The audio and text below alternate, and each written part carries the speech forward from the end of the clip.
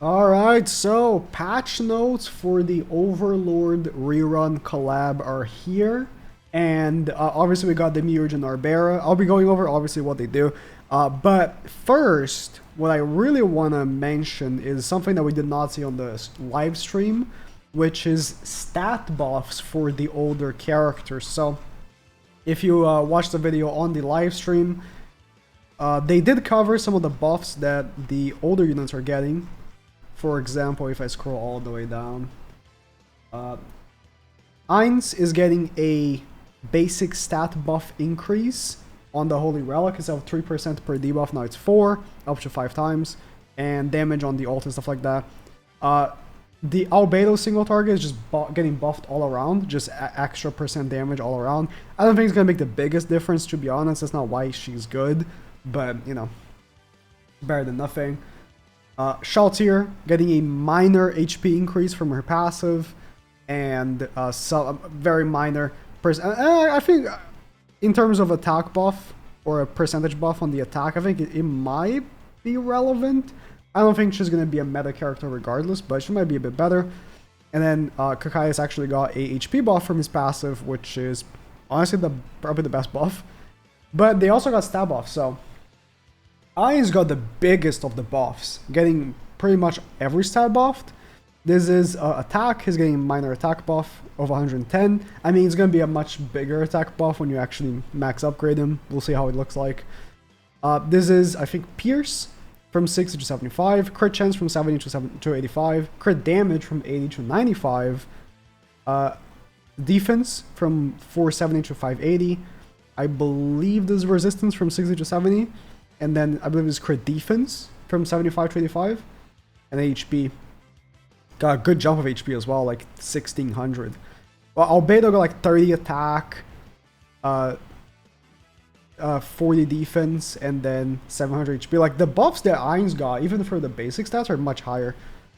And then, yeah, same thing. You can see like the basic stat buffs for these two characters as well. Ainz got some hefty buffs. I wonder how good he will be now post these buffs. I don't think it's gonna be meta, but definitely much more usable, and we'll see. So Demiurge and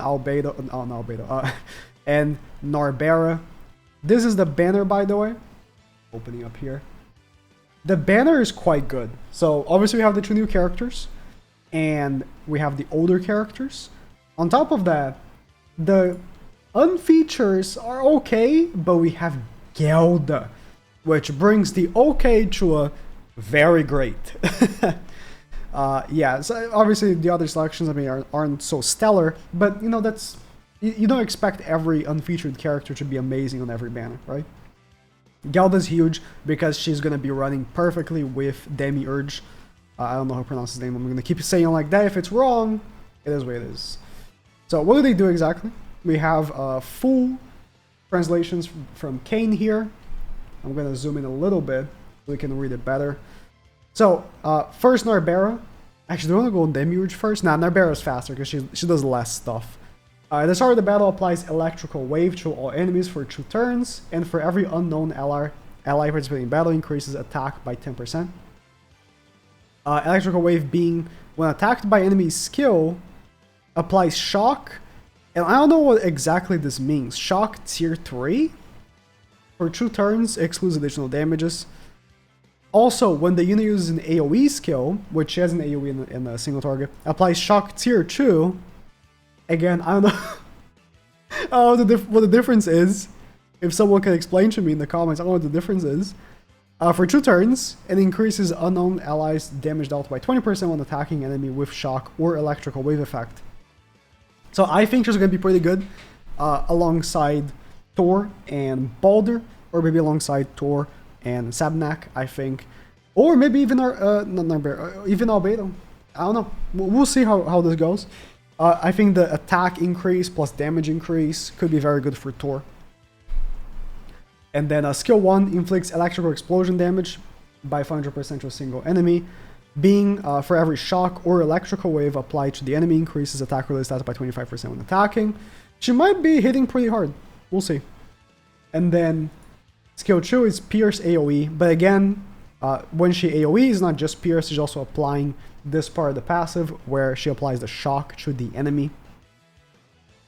And then her ult applies a buff that increases basic stats by 30% to all allies for 3 turns, inflicts power strike.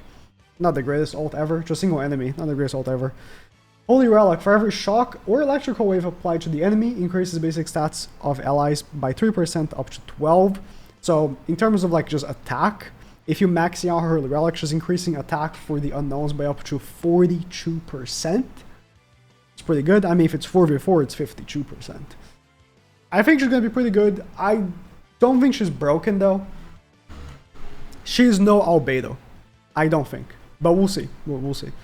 Demiurge, on the other hand, I think he's pretty strong. I think he's quite powerful.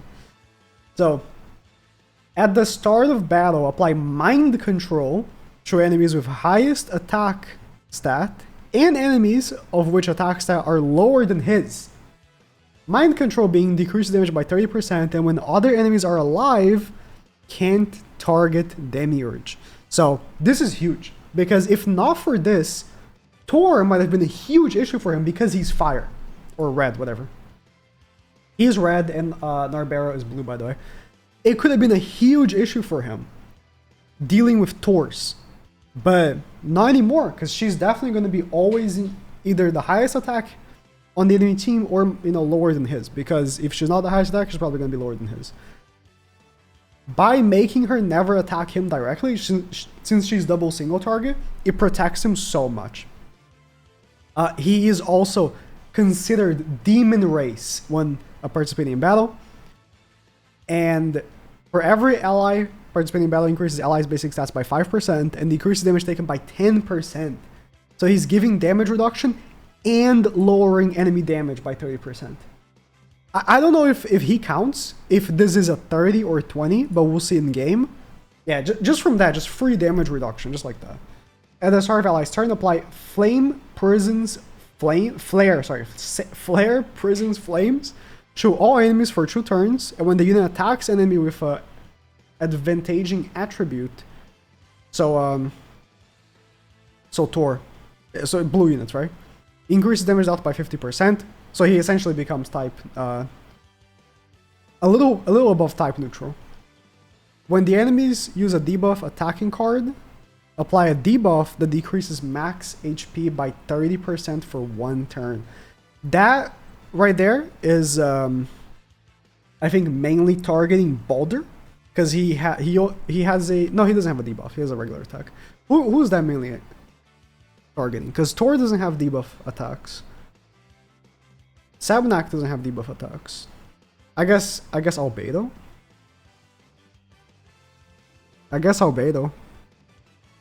Trying to think what meta character has debuff attack cards right now. The meta is so restrictive at the moment. Arthur?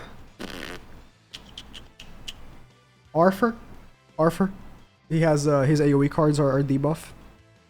Yeah, that's really good against Arthur. And he has type advantage against Arthur.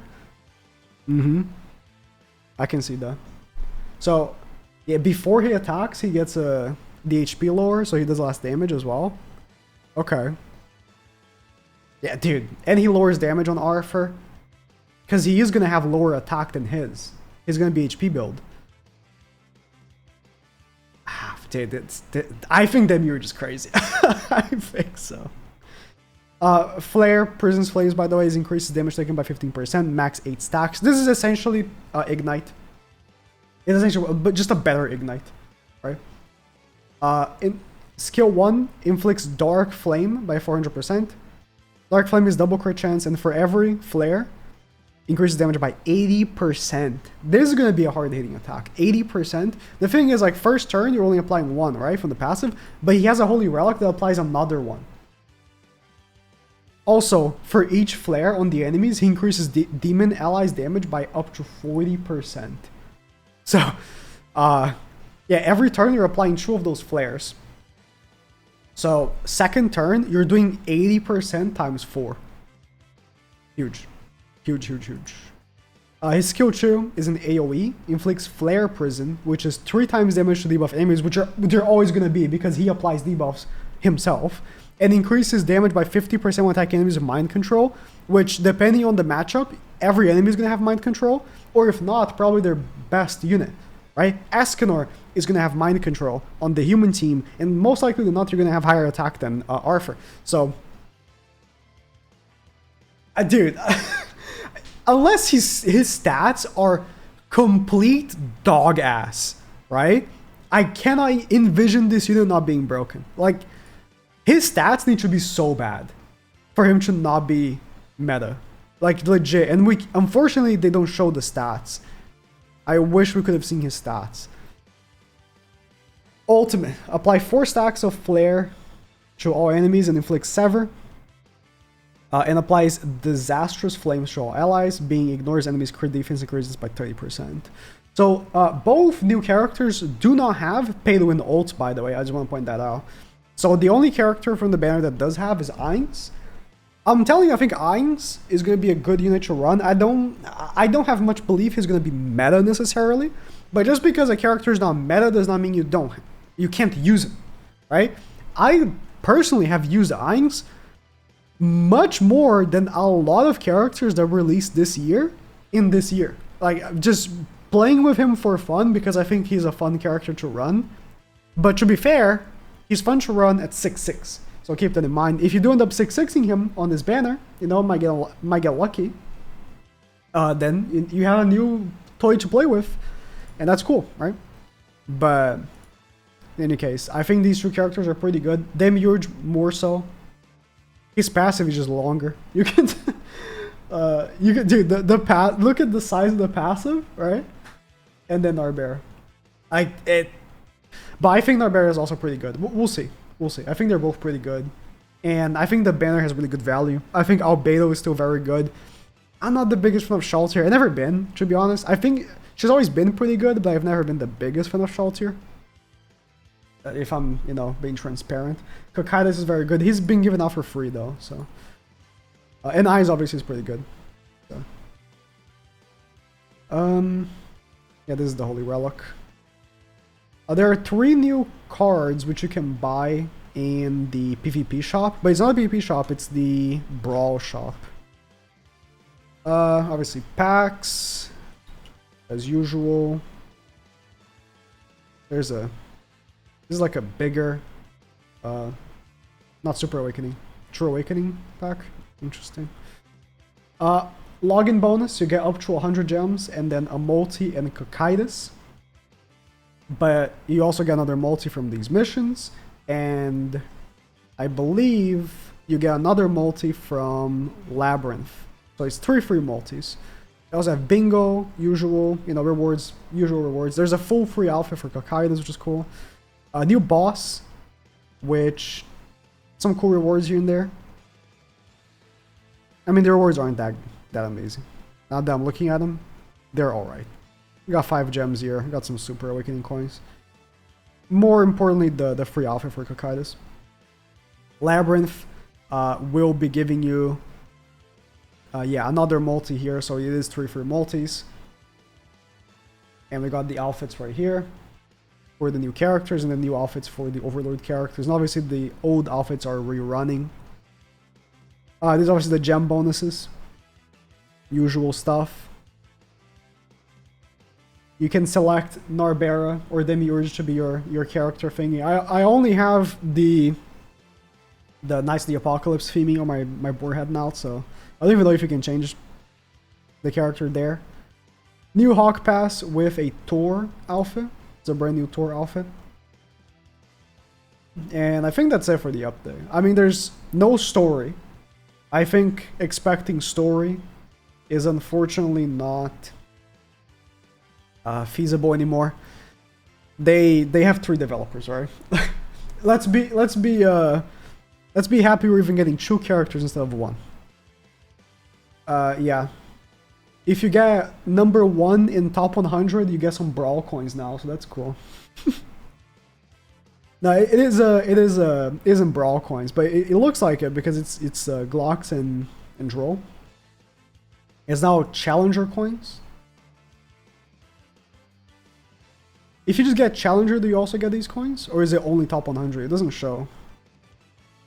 But yeah, there's like a new coin shop for top 100 players, which is like the most minuscule of demographic in the game imaginable. Top 100. 100 players are in the top 100.